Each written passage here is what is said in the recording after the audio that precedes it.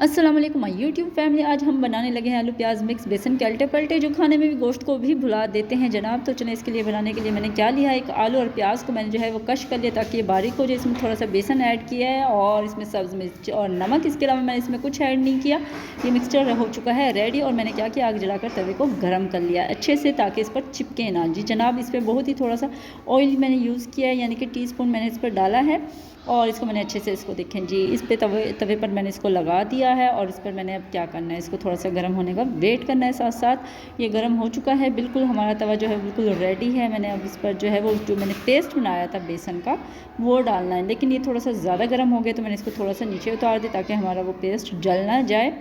इसका टेम्परेचर बिल्कुल सेट हो चुका है। अब मैं इस पर पेस्ट डाल रही हूँ और इसको थोड़ा सा फैला रही हूँ। जी हाँ, ये एक नए तरीके से अल्टे पलटे हैं। कुछ लोग बनाते हैं वो फुल तवे पर डाल देते हैं, वो मैंने ऐसा कुछ नहीं किया क्योंकि इसमें हमारा मिक्सचर आलू प्याज का है, हरी मिर्च का है। तो मैंने इसको जो है ना थोड़ा सा फैला देना, पतला कर देना ताकि अच्छे से सिक जाए। इस तरह मैंने 3-4 जो है वो पलटे जो है इकट्ठे बनाने हैं तवे पर। इसका ये फ़ायदा होता है कि एक तो ये जल्दी बनते हैं और बहुत ही मज़ेदार बनते हैं, जिसका कोई हिसाब नहीं है। जब ये थोड़े से सिक जाएंगे तो मैंने क्या करना है, इनको उल्टा देना है चिमटे की मदद से ताकि ये दूसरी साइड से भी फ्राई हो जाए। जनाब, ये आप देख रहे होंगे कि बिल्कुल भी नहीं चिपके और बहुत ही आसानी से बन जाते हैं, ना ये टूटते हैं और बहुत ही अच्छे लगते हैं पककर।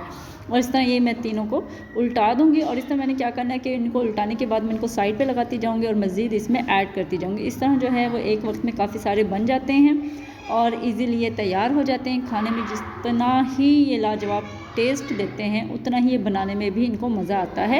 ये बिल्कुल भी मुश्किल नहीं है, आप भी ज़रूर ट्राई कीजिएगा। ये देखिए मैंने आग जो है बिल्कुल कम रखी हुई है, बहुत ज़्यादा तेज़ नहीं की ताकि ये दरमियानी और हल्की आग हो तो ये अच्छे से सिक जाएँ इस तरह। और हमने यहाँ पर प्याज जो है वो कश करके रखा हुआ था। मैंने प्याज को कश मैंने इसलिए किया ताकि ये मसाला जो है वो अच्छे से मुलायम बने और जो है पानी जो है वो जब मैं इसमें ऐड करूँ तो ये प्याज बिल्कुल भी नज़र ना आए। यहाँ पर मैंने प्याज को जो है लाइट ब्राउन जो है वो फ्राई कर लिया है। इसके अंदर जो मैंने टमाटर, लहसुन और हरी मिर्च का मसाला बनाकर रखा हुआ था वो इसमें ऐड कर रही हूँ ताकि हमारे टमाटर जो है वो सॉफ्ट हो जाए। इसमें हल्का सा मैंने पानी भी ऐड किया था ताकि जो है ना लाल मिर्च जो हमने यूज़ की थी वो जले ना। यहाँ साथ साथ रोटी भी सीख रही है और ये मसाला भी हमारा तकरीबन जो है वो रेडी हो चुका है। मैं प्याज को थोड़ा सा और जो है मिक्स कर रही हूँ मसाला कि बिल्कुल बारीक हो जाए, पेस्ट हो जाए, इसकी ग्रेवी बहुत अच्छे से बने।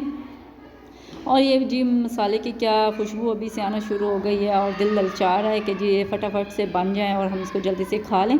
खैर यहाँ पर लाइट भी जा चुकी है, खैर जो लाइट हो ना हो हमें क्या फ़ायदा, एक बंदा इतने सारे काम अकेले कर रहा है। ये देखें जी जनाब, हमारा सारा मसाला जो है वो बिल्कुल रेडी हो चुका है। अब मैंने इसके अंदर क्या करना है कि जी पानी ऐड कर देना। पानी जो है मैंने 2 कप लिया है और इसके अंदर मैं ऐड कर दूँगी ताकि जो है बड़े 2 कप लिए हैं। आप बोलेंगे जी 2 कप में इतना ज़्यादा पानी तो नहीं होता, बड़े 2 कप लिया और ये पानी जो है हमारा बॉयल होना शुरू हो चुका है और बहुत ही अच्छे से मैंने इसको बॉयल किया ताकि कच्चे ना रहिए। जो हमारे पलटे रेडी हो चुके थे इतने सारे ढेर सारे, और वो मैंने इसमें ऐड कर दिए ताकि ये भी इसके साथ अच्छे से पक जाएं।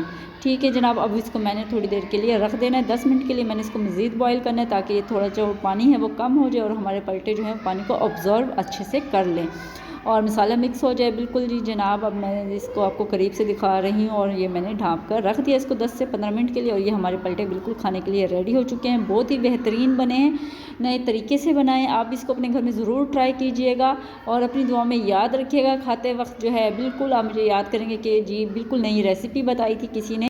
दुआ में याद रखिएगा। अल्लाह हाफिज़।